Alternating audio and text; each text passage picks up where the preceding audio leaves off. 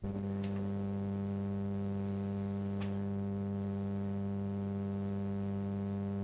you tell me what year you were born and what you remember about when you were small.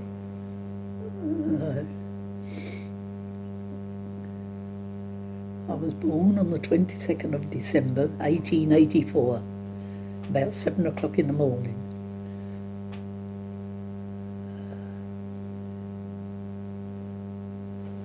Street, Charing Cross Road, London. And how many brothers and sisters had you? I had 2.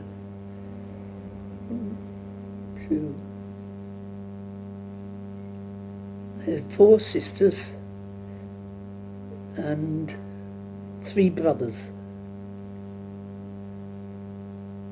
And what age did you go to school? I went to school when I was only about 18 months old or 2 years old at Tower Court. Used to make sand castles and all coloured beads on things. And then did you move from there?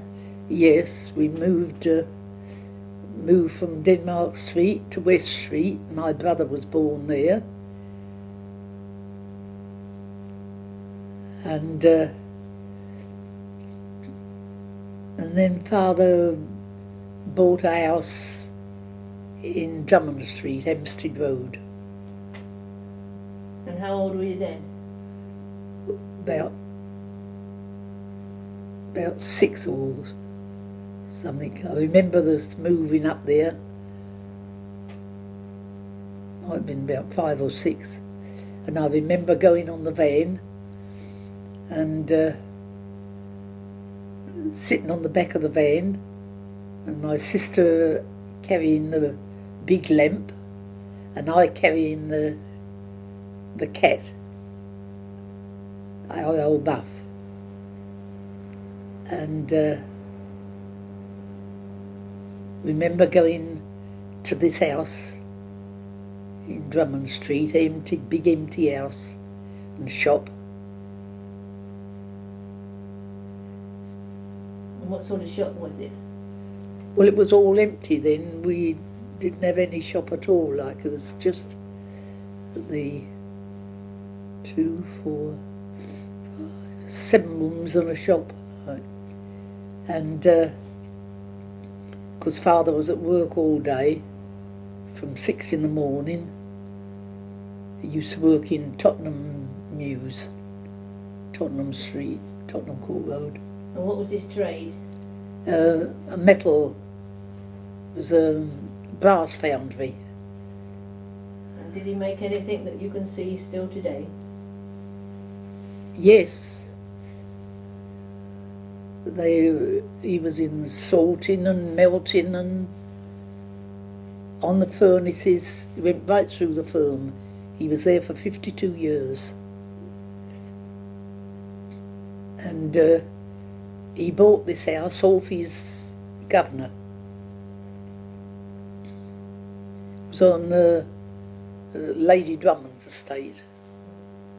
And is there anything you can see today that he had a hand in? Yes, the statues in Euston Square.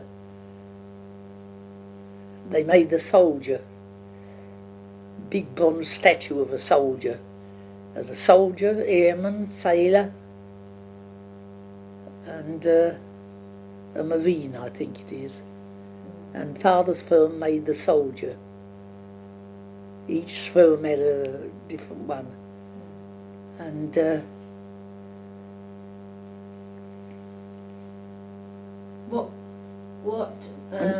the station was all big columns and big stone pillars then, Euston Station, and the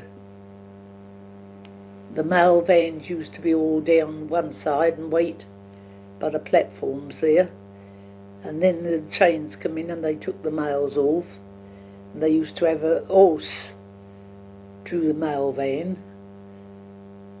And I remember one day was the steam trains used to make such a noise when they started to go.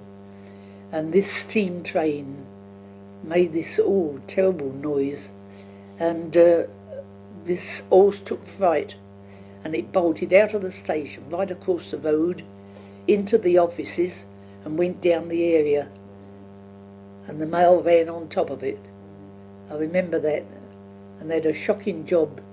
They had to go down in the house and fit up planks and cut the reins and get the mail van off it, and then they had to slide these planks under it and get the horse up. And I remember that. And our street was all great cobblestones then. And Queen Victoria used to drive through there to go to the station. And was she on the throne when you were born? Yes. Yes. And the station master used to come in the shop then. Father had opened the shop with all the birds and rabbits and all sorts of things then we used to sell. And the station master used to come in on his way to the station and away from the station, and he used to tell me when the Queen was coming through, and so that I could run out and wave to her. And I used to run out and wave to her, and she was in this big Victoria carriage, open carriage, and she always had I suppose she was a lady in waiting or somebody with her, and I used to wave to her, and she used to smile and wave back at me. And what were schools like then? Oh, I used to go to the School Board for London in Stanhope Street. Went there when I was about, yes, I must have been about,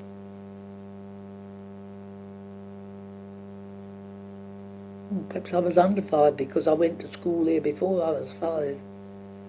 And did you have to pay anything?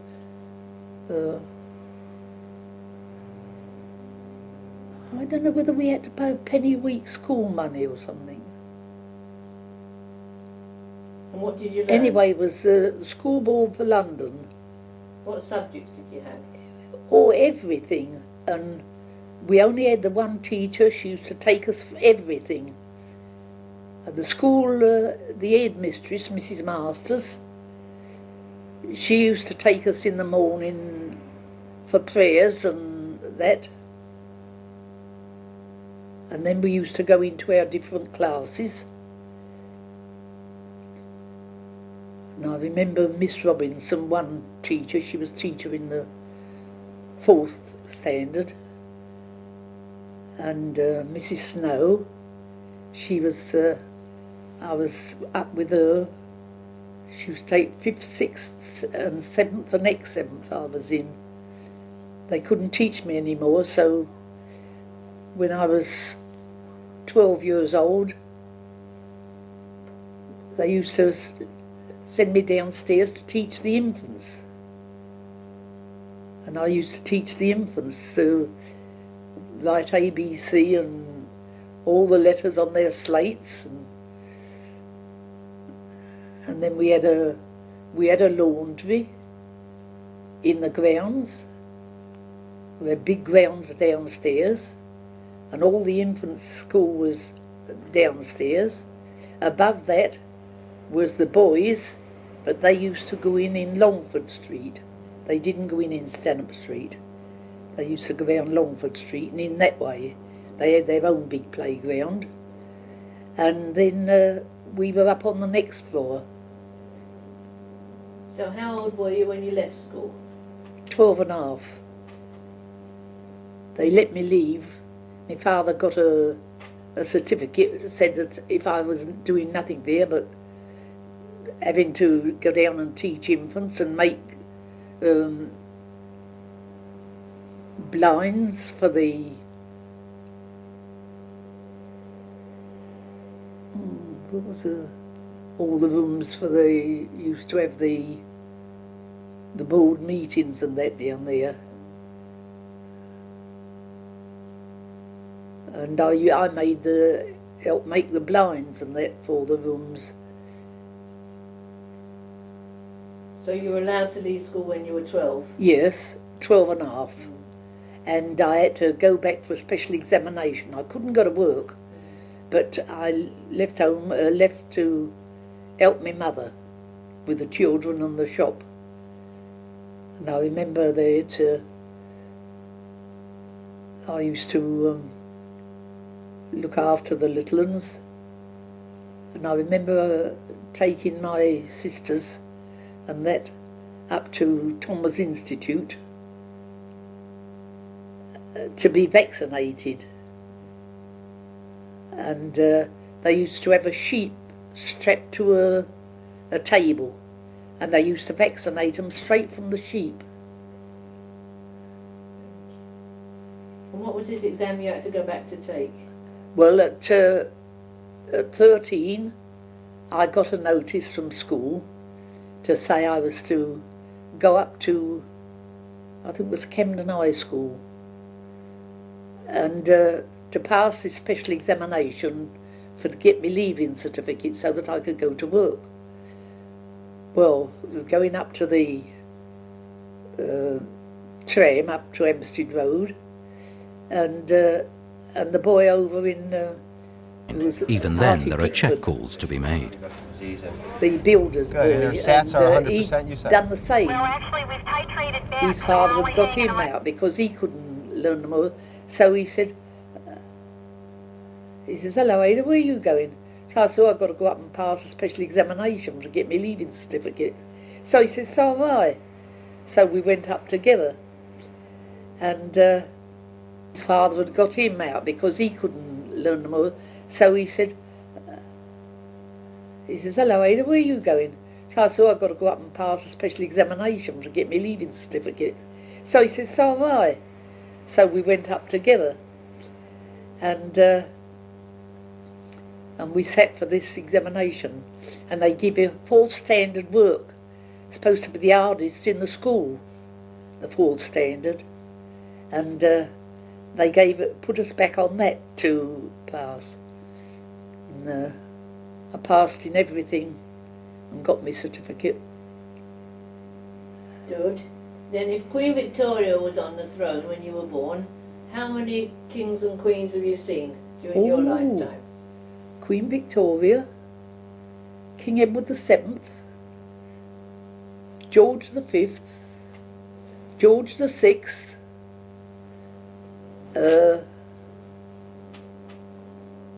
there was, would have been Edward VIII, but he wouldn't reign.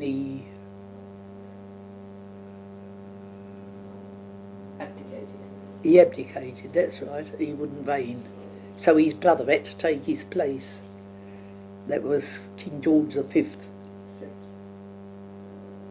No, the 5th. King George V. Then there was King George VI. And then there's Queen Elizabeth. Now, our queen that's now. So that's what, 6, wasn't it? 6. And when you started work, what sort of work did you do? I went and got a job in the tailoring.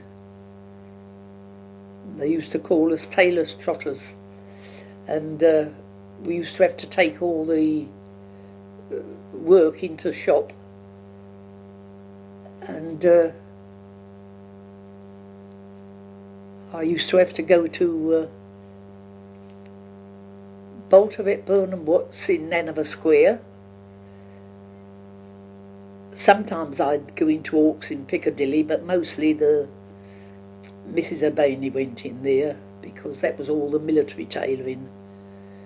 And of Atkins in Albemarle Street, and that's where I met the Prince of Wales, Edward VII. How old was he then? How old was he? Oh, his mother was still reigning then.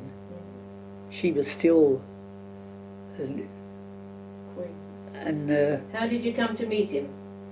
Well, I went in one morning and we had to take in try-ons. That was all the trousers and breeches and everything that had to be fitted and you know, any alterations made that had to be done. And I'd got this great pile, about seven or eight pairs, and I had to leave out home at 20 to 8 in the morning to get there by 8 o'clock. And then I had to take this great load and go into Repkins with them, and I got there at 10 minutes to 9, and that was in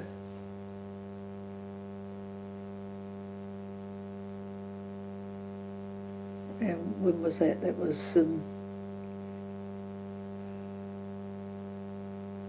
something was on, either a rail strike or general strike, something. There was a big strike on. Anyway, when I got to 6 Albemarle Street, tried the gates and that, I couldn't get in. So I went up the front steps and sat in the big hall and kept going, looking out the door, and nobody came along. Then about 5 minutes to 9, I saw Mr. Wood come along. He was the coat cutter. And he said, "Hello, Barney." He said, "What are you doing up here?" So I said, "There's not a soul arrived yet, Mr. Wood."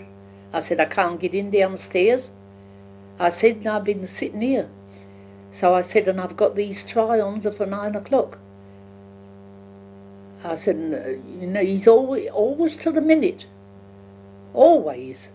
And as we stood there talking, I just looked and I said, "Here's the brougham coming round to turning."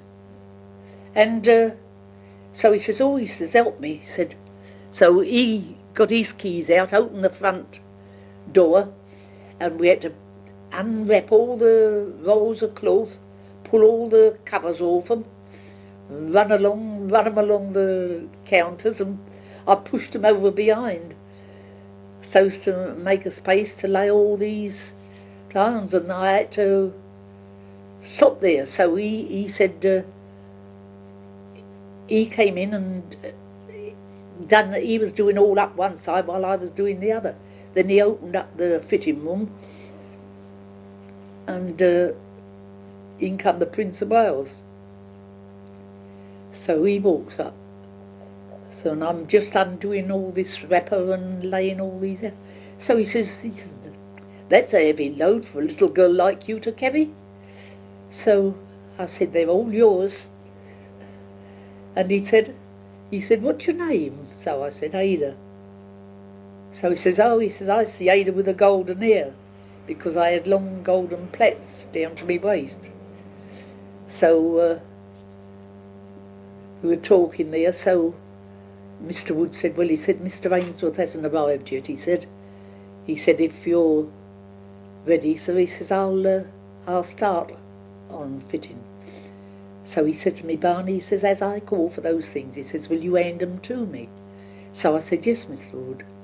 So I, as he took 1 or 2 pairs in with him, and started the fitting, and then opened the door, called out for this and that, and I just handed them in to him, and so he was doing the fitting and nearly finished when the head porter arrived. So he came in. So he says, "Come on, Barney," he says, "get downstairs." So Mr. Wood said, "You leave Barney alone, she's helping me. You go down and get on with your work and open up." So he went, and Mr. Ainsworth arrived, and So then it all went all right, and then after that, all that fitting was on, and that all the things marked out. I had to pack them all up and come home again, back to the work. What sort of a man was he to look at, the Prince of Wales? Oh, stout and with a beard and moustache, going grey then. He was.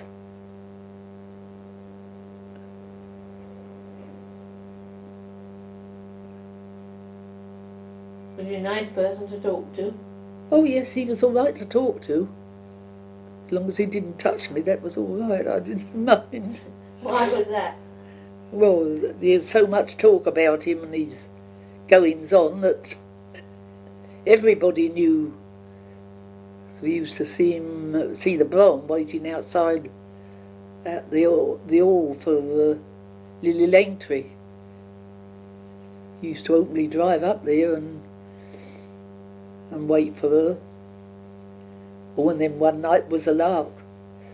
One night he was roaming all round the West End, and he bought a hot baked potato from a baked potato can. They used to sell them halfpenny and a penny, big hot baked potatoes, roast them in the street.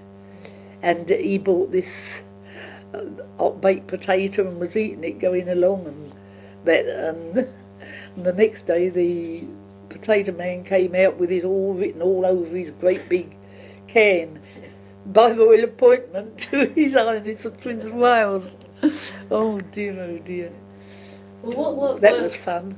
What were working conditions like then, in those days? Not bad. There was Mrs. Abaney, me,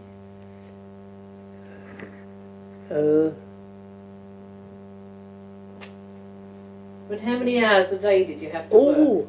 From 8 in the morning till 8 o'clock at night, 4 o'clock on Saturdays, for 4 shillings a week. And how often did you get a rise?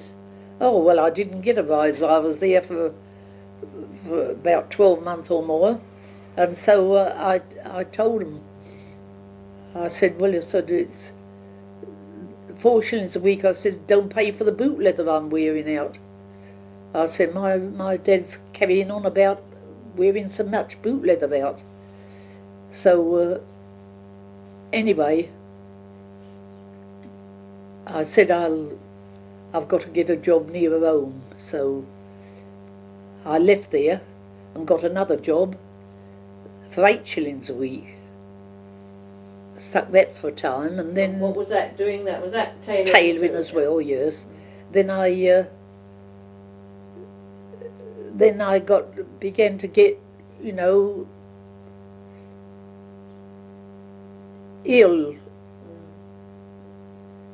and another took me to the doctors and that, and he said, she's outgrowing her strength. He said, and she's not, she's doing too much, and she's too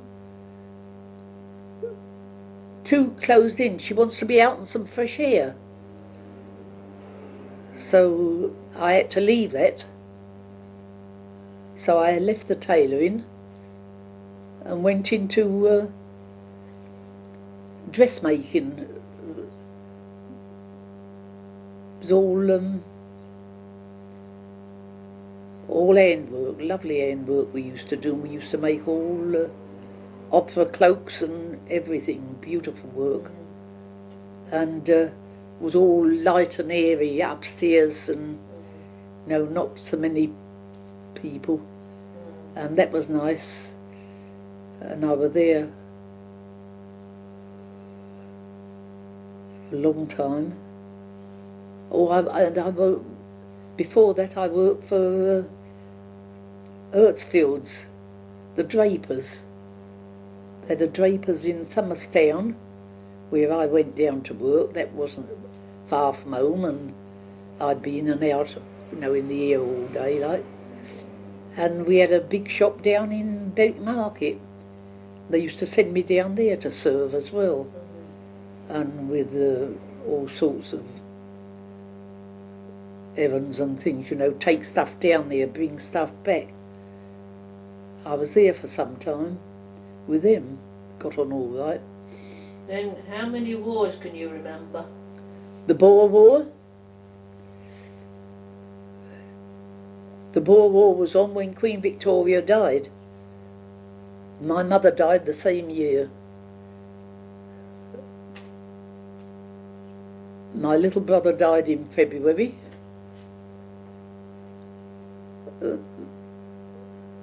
My Uncle George died in the May. Mother died in the October. And my aunt died in the December. So father lost his wife, his son, his brother and his sister in 10 months. Was there any particular... 1901. Was there any particular reason for it? Was it an outbreak of something? Or? No. No. My little brother was 2 years and 10 months old. He was a lovely, well, he was too good for this world, so he was a lovely baby. Dear little soul. Then what about the First World War? Well, then... Do you remember that breaking out? Yes. 1914.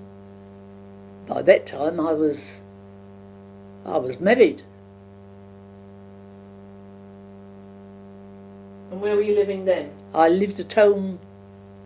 After my mother died, I took over and looked after the house and shop and brought up me 2 young sisters.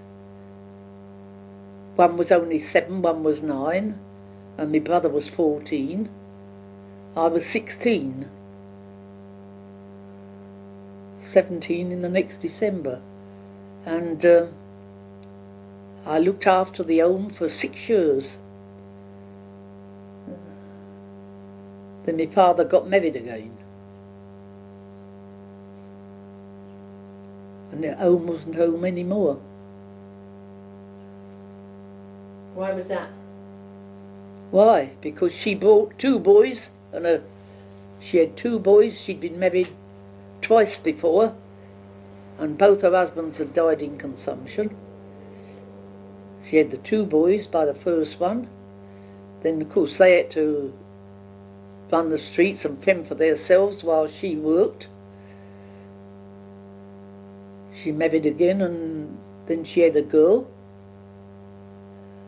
So you'd moved and then away. he died. Yeah. So you'd moved away by the time the 1914 war broke out? Oh yes, 1909, 18th of July 1909 I got married, and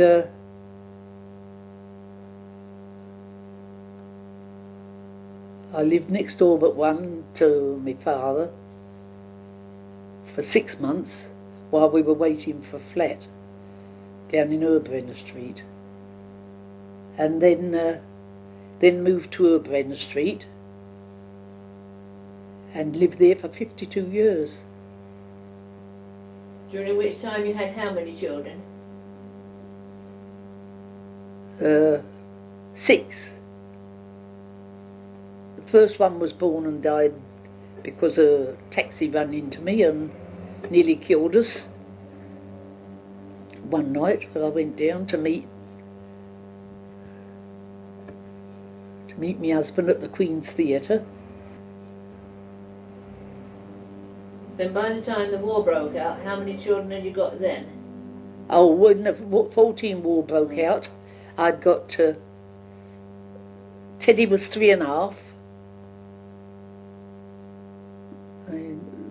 Well, 3 years and 2 months. He was born on the 5th of May.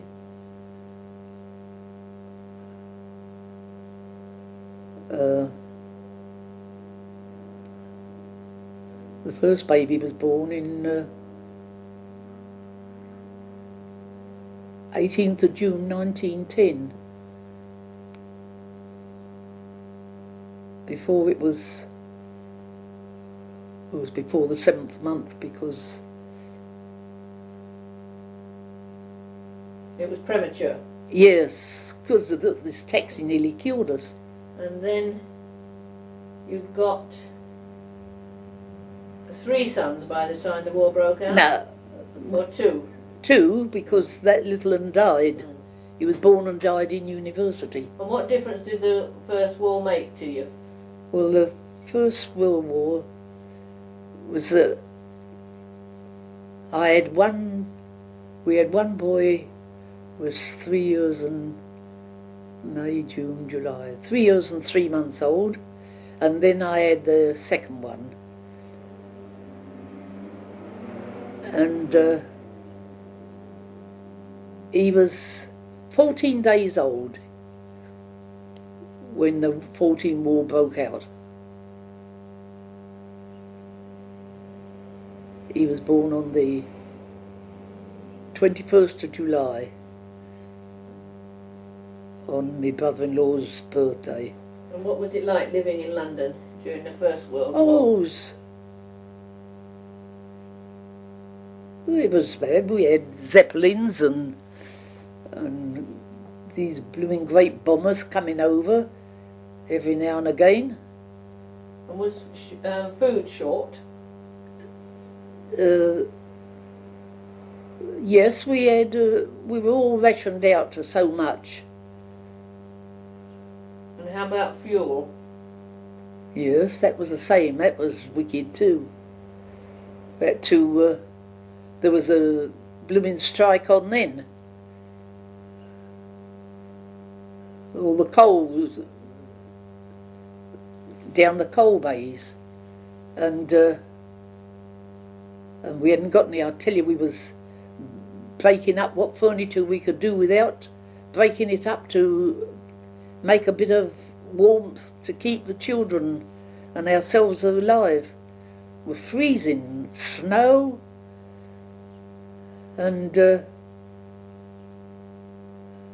we couldn't get the coals, so we went down the coal bays, and they told us if we could get the coals out ourselves, we could have some. So there was me, Mrs. Roberts, Mrs. Buckingham, and who else was it? About 5 of us. And Mr. Cross, our greengrocer, he said, well, he says, I'll lend you me bever, he said, but I wouldn't, he says, I dare not go down there, he said, you know, with it to do anything for you, he said. I would if I could, he said, but I'll lend you me bever. So he lent us his bever, and we pushed this bever right down the coal bays, down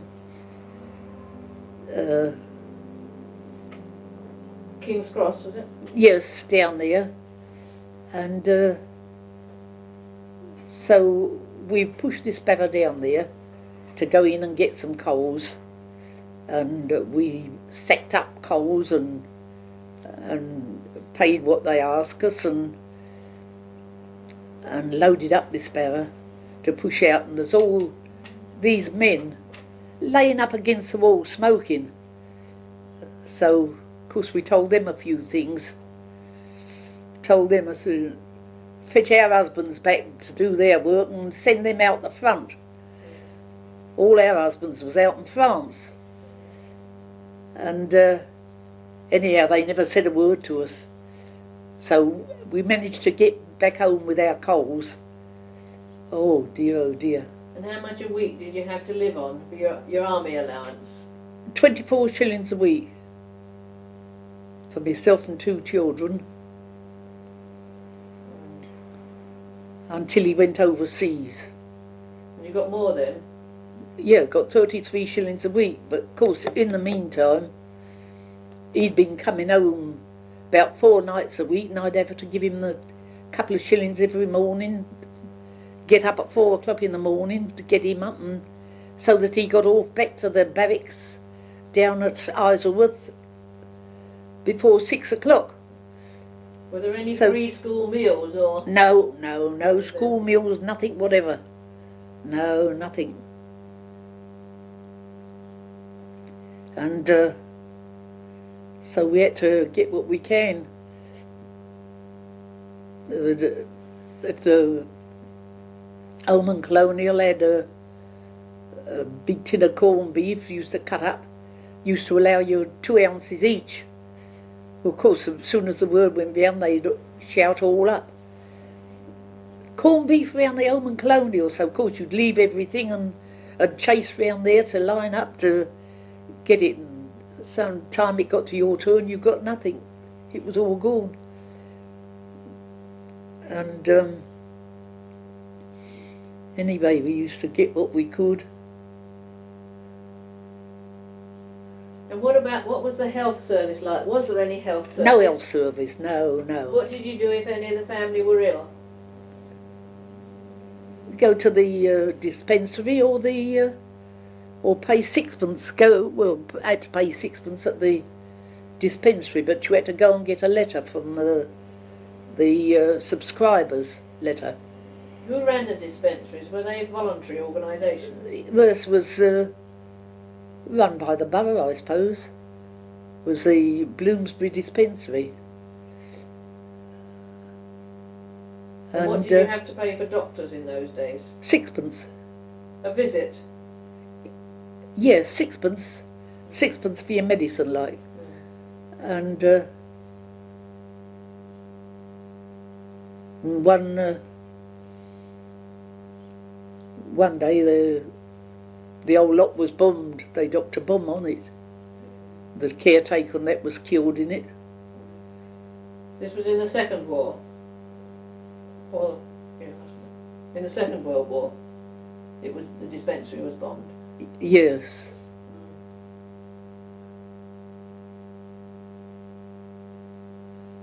In the first, we used to do that, or we had to go round to the hospital. And was medical aid easy to get?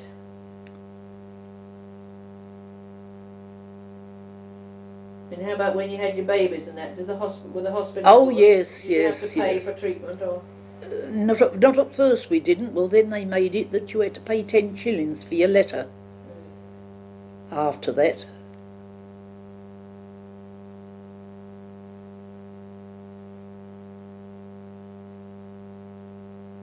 Then you lived through another war, World War II. Yes. What was the difference between that one and the one before? Oh, that was murder. It was terrible. In the first one,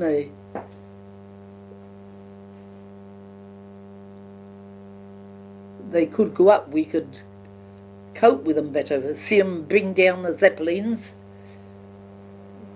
One at Potter's Bar and one at... we stood on our doorstep in the flats and watched them go down in flames. Our Spitfires went straight in at them and shot right clean into their engines, and down they went. Chased them right out into the open. Saw them go down, and then we had barrage balloons, great big barrage balloons, and when the warnings went, all these barrage balloons all rose up from all around, right the way round the stations and that, and right up into the air to stop them getting near to the stations and things. And then one night I'd gone up to my father's and took Bill was about 18 months old then, I think. This I had is him in the First World War? Yes, in the First World War. And went up to my father's, and he said, you're going to wait and see Ma? I said, no. I said, I don't think I will. I got the feeling that there was going to be a raid or something. I said, no, I don't think I will. I said, I've got to get some apple jelly and some soap and things and take round, because I'd got my sister up from Gloucester and had her stopping with me. Got her into the Duchess of Marlborough's home in Ensley Street. She opened 3 houses, put them all together, and opened a hospital for airmen and soldiers' airmen and sailors' wives. And So I said to Dad, I said, I won't stop, I said, I'll go. So I went. And I'd only just got to Euston Station when the sirens went. So, anyway, I had to run for my life with a pushchair and Teddy running and standing behind the pushchair for a little while and then getting along, dodging from place to place, getting along, because I could hear all the shrapnel going of the guns, and got along right up over Woburn Place, turned me on Tavistock Place, and I shot across the road and round into the flats, and